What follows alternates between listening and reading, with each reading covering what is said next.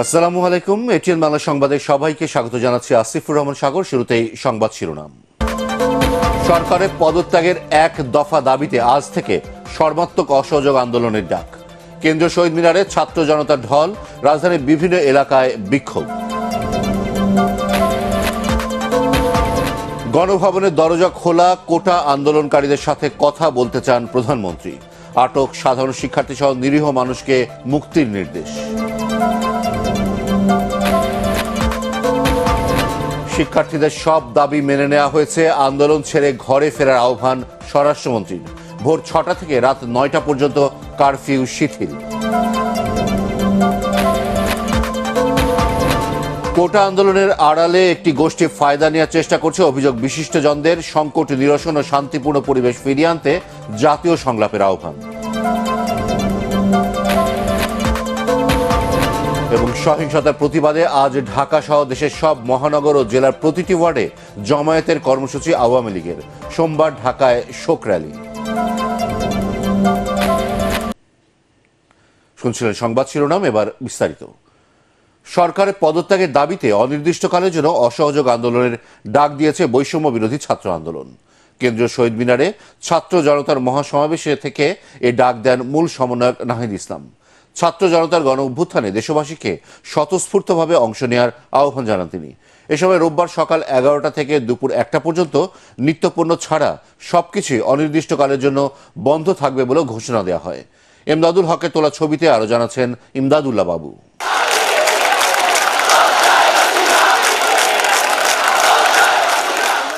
বৈরী আবহাওয়া উপেক্ষা করে ঢাকা বিশ্ববিদ্যালয়ের কেন্দ্রীয় শহীদ মিনার এলাকায় জড়ো হতে থাকেন ছাত্র জনতা। শ্রাবণের ঝিরিঝিরি বৃষ্টির মধ্যেই বিভিন্ন প্লাকার্ড আর ব্যানার নিয়ে বিক্ষোভ করতে থাকেন তারা।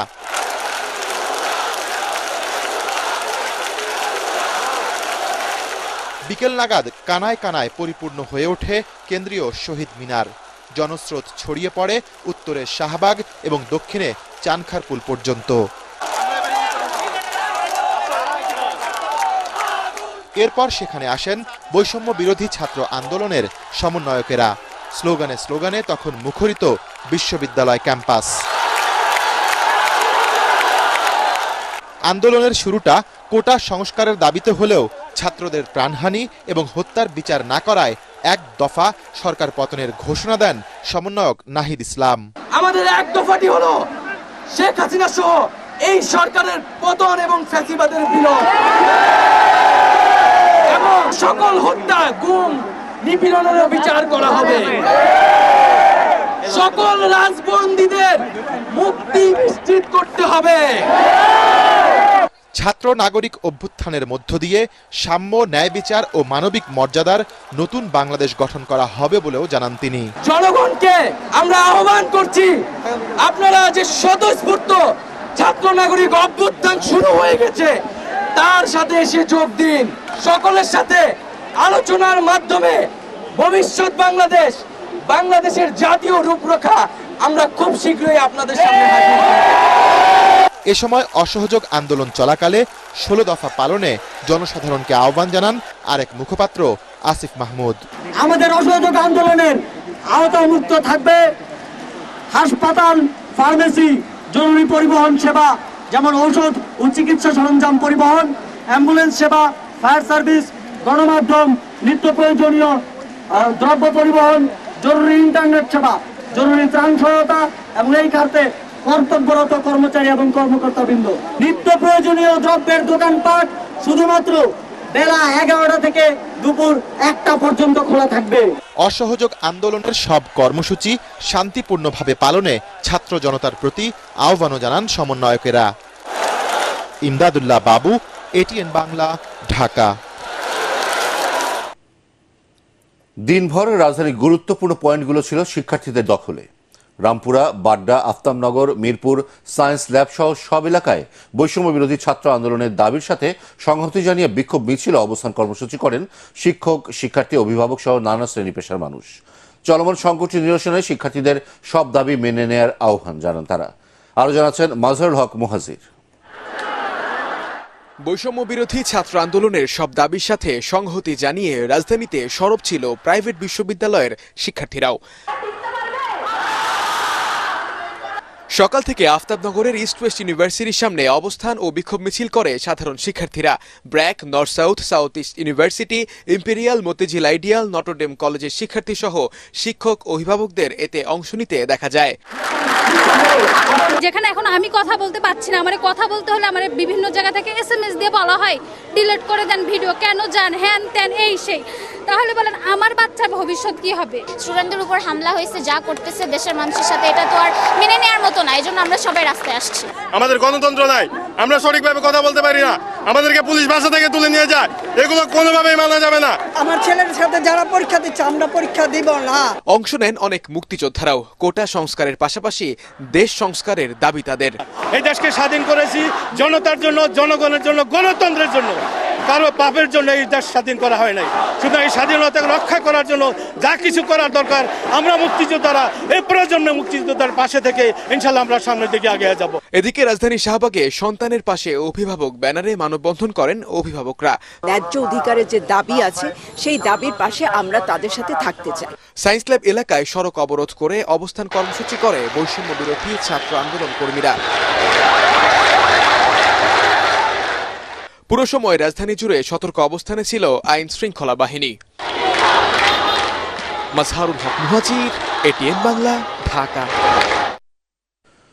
কোটা আন্দোলনকারীদের সাথে আলোচনায় বসতে চান প্রধানমন্ত্রী শেখ হাসিনা। একই সাথে আটক সাধারণ শিক্ষার্থীদের মুক্তি দেওয়ার নির্দেশ দিয়েছেন তিনি। গণভবনে পেশাজীবী সমন্বয় পরিষদের কেন্দ্রীয় নেতাদের সাথে বৈঠকে প্রধানমন্ত্রী বলেন, আলোচনার জন্য গণভবনের দরজা খোলা, সরকার আর কোনো সংঘাত চায় না। বিস্তারিত মনিউর রহমানের রিপোর্টে। দেশের চলমান পরিস্থিতি নিয়ে গণভবনে প্রধানমন্ত্রী শেখ হাসিনার সাথে বৈঠকে বসেন পেশাজীবী সমন্বয় পরিষদের কেন্দ্রীয় নেতৃবৃন্দ।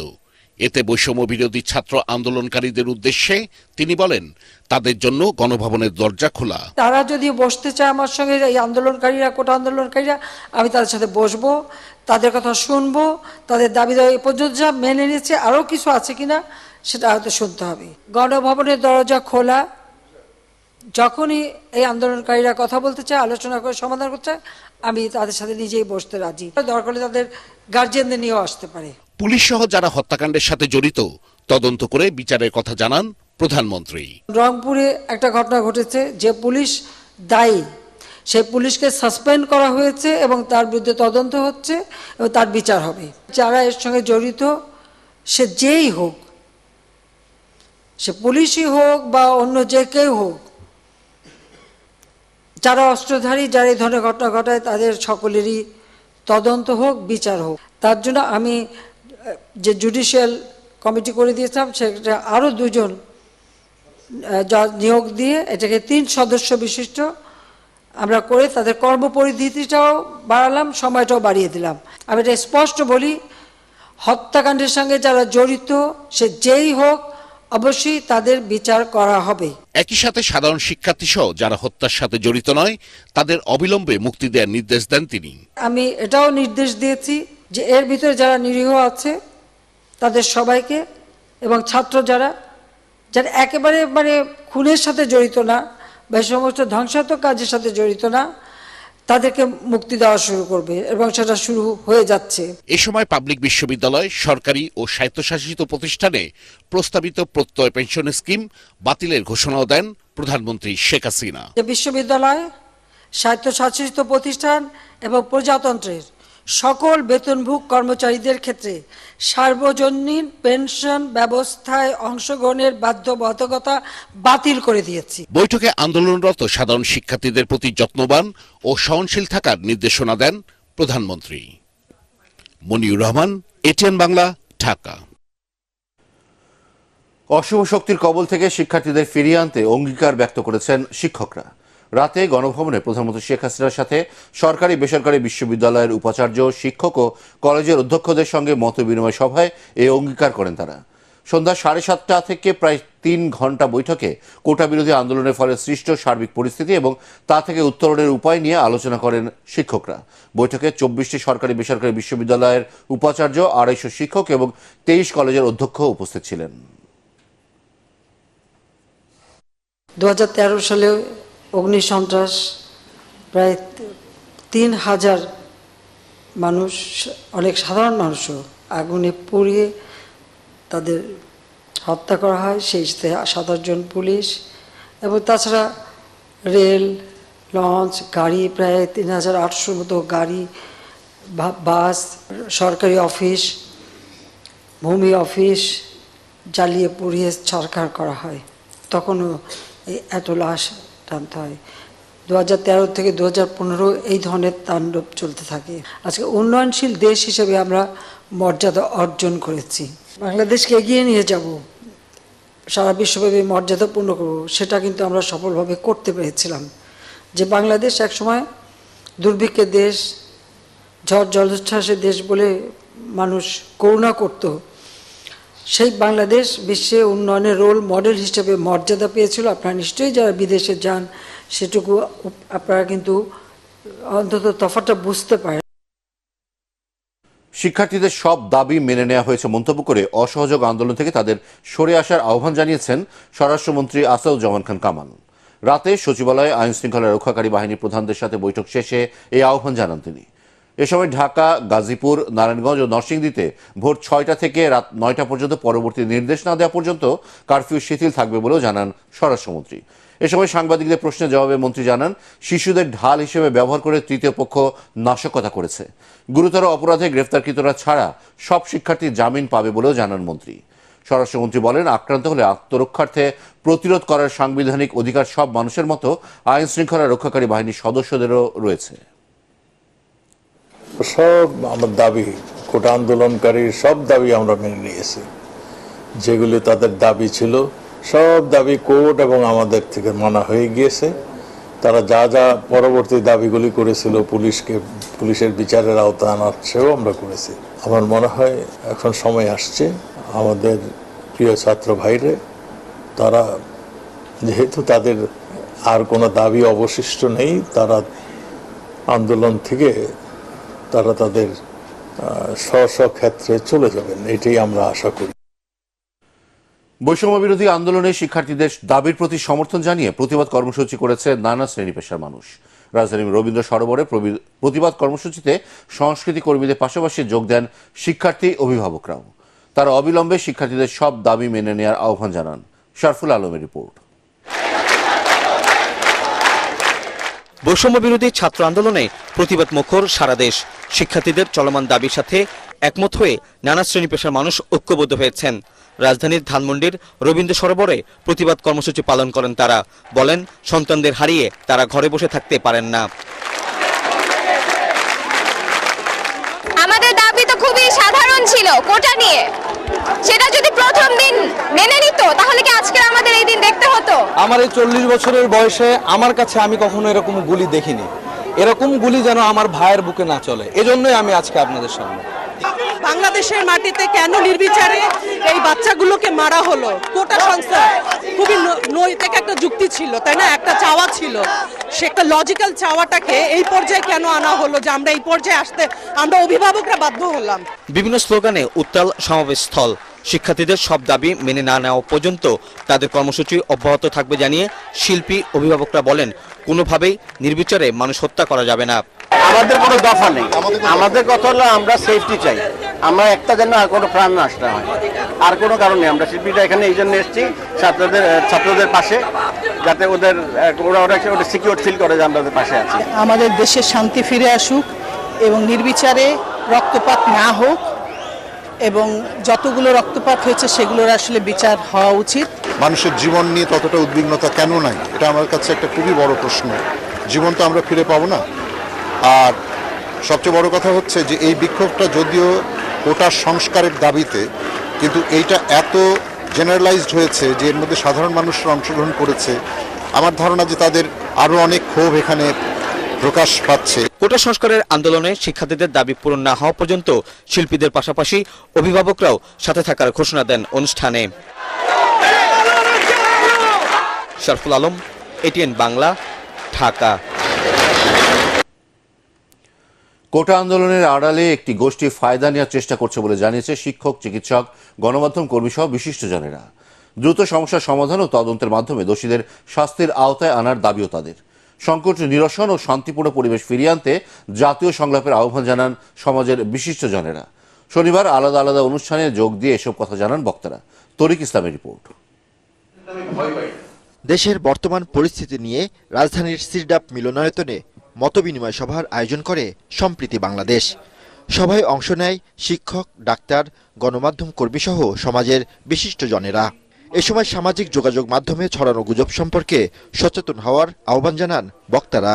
ঐক্যবদ্ধভাবে লড়তে চাই বাংলাদেশের পক্ষে, বাঙালি জাতির পক্ষে। আমরা ভেবেছিলাম তাদের উপলব্ধি ঘটবে, কারণ তাদের জন্যই তো আমরা যুদ্ধ করেছিলাম। জাতীয় প্রেস ক্লাবের সার্ক মানবাধিকার ফাউন্ডেশন আয়োজিত আলোচনা সভায় কোটা সংস্কার আন্দোলনে হতাহতদের দায়ীদের শাস্তির আওতায় আনার দাবি জানান বক্তারা। গুজব সৃষ্টিকারীকে তাকেও বের করা, অশুভ শক্তি কারা তাদেরকে বের করা, হত্যাকারীকে তাদেরকে বের করা, কেন এই ধরনের স্থাপনায় আঘাত হানলো কারা, এটার দায়িত্ব কিন্তু সরকারের। রাষ্ট্র চাইলে আগামী 30 দিনের মধ্যে আন্দোলনে যারা নিহত হয়েছেন তাদের এই হত্যাকারীদের চিহ্নিত করে শাস্তির আওতায় আনতে পারে। এদিকে ঢাকা বিশ্ববিদ্যালয়ে অপরাজেয় বাংলার পাদদেশে মানববন্ধন করেছে সরকার সমর্থিত নীল দলের শরিকরা। এ সময় বিশ্ববিদ্যালয়ে শিক্ষার পরিবেশ ফিরিয়ে আনতে সংলাপের দাবি জানান তারা। যারা হত্যাকারী, যারা আমাদের শিক্ষার্থীদের হত্যা করেছে, এদেশের জনগণকে হত্যা করেছে, আমরা তাদের বিচার চাই। একই সময় কেন্দ্রীয় শহীদ মিনারে রাষ্ট্রীয় সম্পদ বিনষ্টের প্রতিবাদে শান্তি সমাবেশ করেছে চিকিৎসক ও নার্সদের একটি অংশ। দাবি জানান তদন্তের মাধ্যমে দোষীদের শাস্তির। যারা এই দেশের রাষ্ট্রীয় সম্পদকে বিনষ্ট করছে, আমরা প্রতিটি ঘটনার তদন্ত চাই, উপযুক্ত দোষীদের শাস্তি চাই এবং ছাত্রদের প্রতি আহ্বান জানাই যে আপনারা ঘরে ফিরে আসুন। ছাত্রদের আন্দোলন একসঙ্গে আমরা সহমত এবং আমরা অ্যাকচুয়ালি মাননীয় প্রধানমন্ত্রী সকল দাবি পূরণ করেছেন। আমরা চাই তাদের যেন কোনো অবশ্যই ভুল বোঝাতে না পারে। ছাত্র আন্দোলনে ঢুকে পরিকল্পিতভাবে স্বাধীনতা বিরোধী গোষ্ঠী দেশকে অস্থিতিশীল করছে বলেও অভিযোগ করেন সরকার সমর্থিত সংগঠনগুলো। তরিক ইসলাম, এটিএন বাংলা, ঢাকা। চলমান সহিংসতার প্রতিবাদে আজ ঢাকা সহ দেশের সকল মহানগর ও জেলার প্রতিটি ওয়ার্ডে কর্মী জমায়েতের কর্মসূচি দিয়েছে আওয়ামী লীগ। রাজধানীতে আয়োজিত ব্রিফিংয়ে আওয়ামী লীগ সাধারণ সম্পাদক বলেন, সোমবার রাজধানীতে শোক র্যালির আয়োজন করা হয়েছে। ছাত্র আন্দোলনের মধ্যে সংঘাত সৃষ্টি হয় এমন কোনো কর্মসূচি দেবে না আওয়ামী লীগ। বিস্তারিত জানাচ্ছেন সৈয়দ রিয়াজ। শিক্ষার্থীদের উত্তাল আন্দোলনের মধ্যে রাজধানীর ধানমন্ডিতে দলীয় সভাপতির রাজনৈতিক কার্যালয়ে সমসাময়িক বিষয় নিয়ে সংবাদ সম্মেলনে ওবায়দুল কাদের বলেন, সামাজিক যোগাযোগ মাধ্যমে সাইবার সন্ত্রাসীরা দেশের বিরুদ্ধে অপপ্রচার চালাচ্ছে। বলেন, এর বিরুদ্ধে জনগণকে সচেতন হতে হবে। আগামীকাল ঢাকা সিটি সব ওয়ার্ডে ওয়ার্ডে জমায়েত এবং বাংলাদেশের সকল জেলা ও মহানগরে জমায়েত, আর 5 তারিখে আমরা শোক মিছিল। শিশুরা কোনো রাজনৈতিক বিবেচনায় পড়ে না জানিয়ে ওবায়দুল কাদের বলেন, লাশের রাজনীতি থেকে যারা ফয়দা নিতে চায় তারাই অবুঝ শিশুদের হত্যা করেছে। তারপরও আমরা ইউনিসেফকে অনুরোধ করি যে 32 জন শিশু হত্যার কথা তারা বলেছে, আমরা সেই 32 শিশুর নাম, দাম, ঠিকানা সহ আমরা জানতে চাই। এটা পেলে আমরা ব্যবস্থা। ক্ষমতায় থেকে দেশকে অশান্ত করে আওয়ামী লীগের কোনো লাভ নেই জানিয়ে ওবায়দুল কাদের বলেন, দেশের গণতন্ত্র ও অর্জনকে যারা বাধাগ্রস্ত করতে চায় তারাই হত্যা ও ধ্বংসযজ্ঞের সাথে জড়িত। আমি ফখরুল সাহেবকে প্রশ্ন করতে চাই, গতকাল পুলিশ সদস্যকে নিষ্ঠুরভাবে এ হত্যার দায় কার? কারা হবিগঞ্জ জেলা আওয়ামী লীগের কার্যালয়ে হামলা, ভাঙচুর, অগ্নিসংযোগ করল? আওয়ামী লীগের সভাপতির বাড়িতে হামলা চালায়। সাধারণ শিক্ষার্থীদের জিম্মি করে বহির্বিশ্বে দেশের ভাবমূর্তি যারা ক্ষুণ্ণ করতে চায় তাদের প্রতিহত করতে সকলের সহযোগিতা প্রত্যাশা করেন ওবায়দুল কাদের। সৈয়দ রিয়াজ, এটিএন বাংলা, ঢাকা। বৈষম্য বিরোধী ছাত্র আন্দোলনের অসহযোগ কর্মসূচিতে পূর্ণ সমর্থন দিয়েছে বিএনপি। দলের মহাসচিব মির্জা ফখরুল ইসলাম আলমগীর ঘোষণা দিয়ে ছাত্রদের সর্বাত্মক সহযোগিতা করতে নেতা কর্মী সহ দেশবাসীর প্রতি আহ্বান জানান। কারাবন্দী স্থায়ী কমিটির 2 সদস্য নজরুল ইসলাম খান ও আমির খসরু মাহমুদ চৌধুরীর বাসায় গিয়ে তাদের পরিবারের সদস্যদের সাথে কুশল বিনিময় শেষে সাংবাদিকদের একথা বলেন তিনি। ছাত্র আন্দোলন এখন গণ আন্দোলনের রূপ নিয়েছে দাবি করে তিনি বলেন, সব ভয় উপেক্ষা করে সর্বস্তরে মানুষ রাজপথে নেমে এসেছে। ছাত্র আন্দোলন বিজয়ের দ্বার প্রান্তে বলেও দাবি করেন বিএনপি মহাসচিব। সাধারণ সমস্ত মানুষ যোগ দিয়েছে, শুধু ছাত্ররা নেই। এখন তারা অভিভাবক, চিকিৎসক, আপনার পেশাজীবী, শিল্পী, ফ্যাসিস্ট সরকার শত শত ছাত্রকে তারা হত্যা করেছে, যে তাদেরকে গণকবর দেওয়া হয়েছে। এই আন্দোলন তার বিজয়ের দ্বার প্রান্তে এসে গেছে এবং বিশ্বাস করি ইনশাআল্লাহ এই জনগণের বিজয় অবশ্যই হবে। এই আন্দোলনে আমাদের শুধু সমর্থন নয়, আমাদের সর্ব রকমের সহযোগিতা সমর্থন তাদের সঙ্গে থাকবে। দেশের সকল নেতাকর্মীকেও আমরা এই আহ্বান জানাতে চাই যে ছাত্রদের এই যৌক্তিক আন্দোলনে সকলের সর্বাত্মক সহযোগিতা প্রদান করা। বৈষম্য বিরোধী ছাত্র আন্দোলনের সব কর্মসূচির সাথে সংহতি প্রকাশ করেছে ইসলামী আন্দোলন বাংলাদেশ। বাদ আসর বাইতুল মোকাররম উত্তর গেটে সংক্ষিপ্ত সমাবেশ শেষে এই কর্মসূচি ঘোষণা করেন সংগঠনের সিনিয়র নায়েবে আমির মুফতি সৈয়দ মোহাম্মদ ফয়জুল করিম শায়েখে চরমোনাই। পরে প্রেস ক্লাব থেকে শুরু করে দোয়েল চত্বর, পররাষ্ট্র মন্ত্রণালয়, পল্টন মোড়, নাইটিঙ্গেল মোড় হয়ে পল্টন মোড়ে এসে মোনাজাতের করার মধ্য দিয়ে মিছিল শেষ হয়। দেশের চলমান পরিস্থিতির কারণে আজ খুলছে না সরকারি বেসরকারি প্রাথমিক বিদ্যালয়। শিক্ষার্থী ও অভিভাবকদের নিরাপত্তার স্বার্থে এমন সিদ্ধান্ত নিয়েছে প্রাথমিক শিক্ষা মন্ত্রণালয়। পরবর্তী নির্দেশ না দেওয়া পর্যন্ত বন্ধ থাকবে এমন এসব শিক্ষা প্রতিষ্ঠান। মাধ্যমিক কলেজ ও বিশ্ববিদ্যালয় এর আগে থেকে বন্ধ রেখেছে শিক্ষা মন্ত্রণালয়।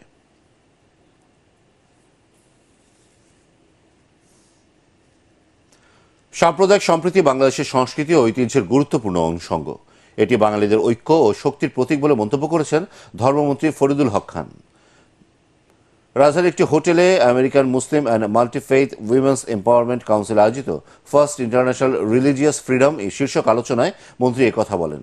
রাষ্ট্রীয়ভাবে ধর্মীয় স্বাধীনতার বিষয়টি বাংলাদেশের সংবিধানে যেভাবে গুরুত্ব দেওয়া হয়েছে তা সত্যিকার অর্থেই মাইল ফলক বলে উল্লেখ করেন তিনি। IRF গ্রাউন্ড টেবল চেয়ার বাংলাদেশের চেয়ারম্যান সিতারা নাহিদের সভাপতিত্বে অনুষ্ঠানে ATN মিডিয়া কমিউনিকেশন লিমিটেডের CEO director operation Sajidur Rahman Munim উপস্থিত ছিলেন। বাংলাদেশ আবহমান কাল থেকেই সাম্প্রদায়িক সম্প্রীতির একটি দেশ। এই সাম্প্রদায়িক সম্প্রীতি আমাদের ঐক্য ও শক্তির প্রতীক। সাম্প্রদায়িক সম্প্রীতির এই চেতনাকে আমাদের রাষ্ট্র ধারণ ও লালন করে আসছে। আমরা যদি প্রাচীন বাংলার ইতিহাস থেকে শুরু করে অদ্যাবধি এদেশের ঘটনাগুলি পর্যালোচনা করি, তাহলে আমরা এই সত্যতা উপলব্ধি করতে পারব। দেশের মঙ্গলের জন্য আন্দোলনরত শিক্ষার্থী সহ সবাইকে এক হয়ে কাজ করার আহ্বান জানিয়েছে বাংলাদেশ চলচ্চিত্র শিল্পী সমিতি। দেশ জুড়ে চলা সহিংসতা ও ধ্বংসযজ্ঞে যারা জড়িত ছিলেন সব ভুলে দেশ গঠনে তাদেরও একসাথে কাজ করার আহ্বান জানান সংগঠনটির নেতারা। এ সময় বাংলাদেশ চলচ্চিত্র শিল্পী সমিতির সাধারণ সম্পাদক মনোয়ার হোসেন ডিপজল, ভারপ্রাপ্ত সভাপতি DA তায়েব উপস্থিত ছিলেন।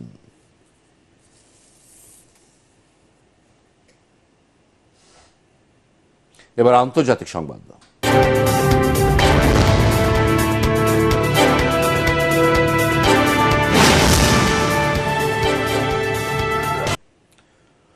ইসরায়েলে হামলার আশঙ্কায় মধ্যপ্রাচ্যের প্রতিরক্ষা ব্যবস্থা আরও জোরদার করেছে যুক্তরাষ্ট্র। বিবিসি জানায়, সম্প্রতি হামাস প্রধান ইসমাইল হানিয়ার মৃত্যুর ঘটনায় ইসরায়েলে যে কোনো মুহূর্তে হামলা চালাতে পারে ইরান। এমন আশঙ্কায় মধ্যপ্রাচ্যে আরও যুদ্ধজাহাজ এবং বিমান মোতায়েন করেছে যুক্তরাষ্ট্র। একথা নিশ্চিত করেছে পেন্টাগন।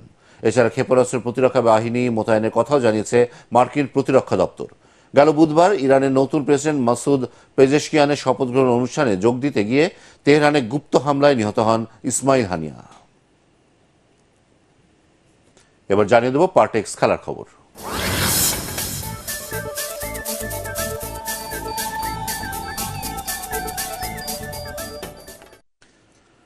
প্যারিস অলিম্পিকে হিটেই বাদ পড়েছেন বাংলাদেশের 2 প্রতিযোগী ইমরানুর রহমান ও সোনিয়া খাতুন। পুরুষ 100 মিটার স্প্রিন্টের 6 নম্বর হিটে দৌড়েছেন ইমরানুর রহমান, তবে নিজের সেরা টাইমিং করতে পারেনি বাংলাদেশের দ্রুততম মানব। 10.73 সেকেন্ডে দৌড় শেষ করেন। ক্যারিয়ারে এটাই তার সবচেয়ে বাজে টাইমিং। এদিকে মেয়েদের 50 মিটার ফ্রি স্টাইলে ষষ্ঠ হয়ে বিদায় নেন বাংলাদেশের সাঁতারু সোনিয়া খাতুন। 50 মিটার ফ্রি স্টাইলে 3 নম্বর হিটে যৌথভাবে ষষ্ঠ হয়ে বিদায় নেন তিনি। সোনিয়ার সময় নেন 30.52 সেকেন্ড।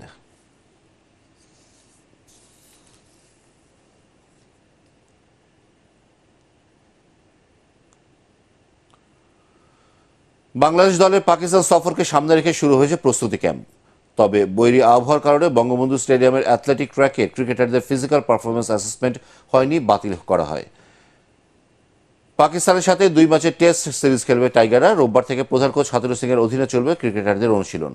পরাগার মানের রিপোর্ট। প্রায় 5 মাস পর আবারও সাদা পোশাকের ক্রিকেটে ফিরছে বাংলাদেশ দল। অনুশীলনের প্রথম দিনে মিরপুর শেরেবাংলা স্টেডিয়ামে স্ট্রেংথ টেস্ট দিয়েছেন 14 জন ক্রিকেটার। তাদের ফিজিক্যাল পারফরমেন্স অ্যাসেসমেন্ট হওয়ার কথা ছিল বঙ্গবন্ধু স্টেডিয়ামের অ্যাথলেটিক ট্র্যাকে। বৈরী আবহাওয়ার কারণে তা বাতিল হয়ে যায়। রানিং টেস্টের ক্ষেত্রে এটা নেক্সট ডে ওয়েদারের উপর ডিপেন্ড করবে, আর আমাদের প্লেয়ারগুলির অ্যাভেলেবিলিটির উপর অনেক কিছু ডিপেন্ড করবে, কারণ অনেকগুলি প্লেয়ার তো এ টিমে চলে যাবে, প্লাস হচ্ছে পরবর্তীতে ন্যাশনাল টিমের প্রোগ্রাম অ্যাড হবে, তো সময়টা বের করে আবার হয়তোবা নেক্সট ডে প্ল্যান করা হবে। টেস্ট ম্যাচ দুটি আইসিসি চ্যাম্পিয়নশিপের অংশ হয়, সিরিজটিকে গুরুত্ব দিচ্ছে বিসিবি। এদিকে টেস্টের জন্য তাসকিন আহমেদ পুরোপুরি ফিট হয়ে ওঠায় স্বস্তি বাংলাদেশ শিবিরে। বেসড অন দ্যাট তাসকিন অবশ্যই অ্যাভেলেবল আছে, কিন্তু বোলিং ওয়ার্কলোড টেস্ট ম্যাচ খেলতে হলে লম্বা সময় বল করতে হয়, এগুলি আস্তে আস্তে বিল্ড আপ করে তারপরে খেলতে হয়। ও এই ট্রাইটা করে দেখবে, যদি ইফ হি ফিলস বেটার দেন ইনশাআল্লাহ ও টেস্ট আবার খেলতে পারবে। প্রকৃতি অনুকূলে থাকলে 14 আগস্ট পর্যন্ত চলবে ক্রিকেটারদের অনুশীলন। 16 আগস্ট রাতে পাকিস্তানের উদ্দেশ্যে রওনা হবে লাল সবুজের দল। পরাগামান, এটিএন বাংলা, ঢাকা।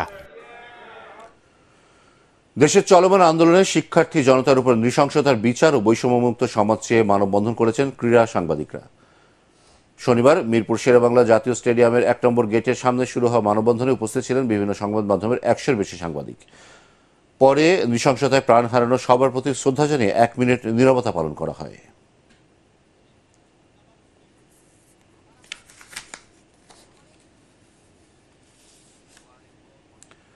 শেষ করার আগে সংবাদ শিরোনাম আরও একবার। সরকারের পদত্যাগের 1 দফা দাবিতে আজ থেকে সর্বাত্মক অসহযোগ আন্দোলনের ডাক। কেন্দ্রীয় শহীদ মিনারে ছাত্র জনতার ঢল। রাজধানীর বিভিন্ন এলাকায় বিক্ষোভ। গণভবনের দরজা খোলা, কোটা আন্দোলনকারীদের সাথে কথা বলতে চান প্রধানমন্ত্রী। আটক সাধারণ শিক্ষার্থী সহ নিরীহ মানুষকে মুক্তির নির্দেশ।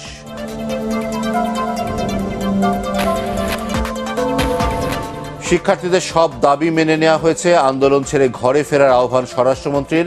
ভোর 6টা থেকে রাত 9টা পর্যন্ত কারফিউ শিথিল।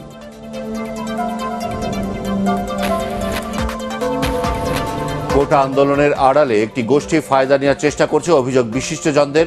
সংকট নিরসন ও শান্তিপূর্ণ পরিবেশ ফিরিয়ে আনতে জাতীয় সংলাপের আহ্বান। এবং সহিংসতা প্রতিবাদে আজ ঢাকা সহ দেশের সব মহানগর ও জেলার প্রতিটি ওয়ার্ডে জামায়াতের কর্মসূচি আওয়ামী লীগের। সোমবার ঢাকায় শোক র্যালি। পরবর্তী সংবাদ দেখার আমন্ত্রণ জানিয়ে এখনকার মতো শেষ করছি। এটিএন বাংলা সংবাদ ইউটিউবে দেখতে ব্রাউজ করুন youtube/ATN Bangla News।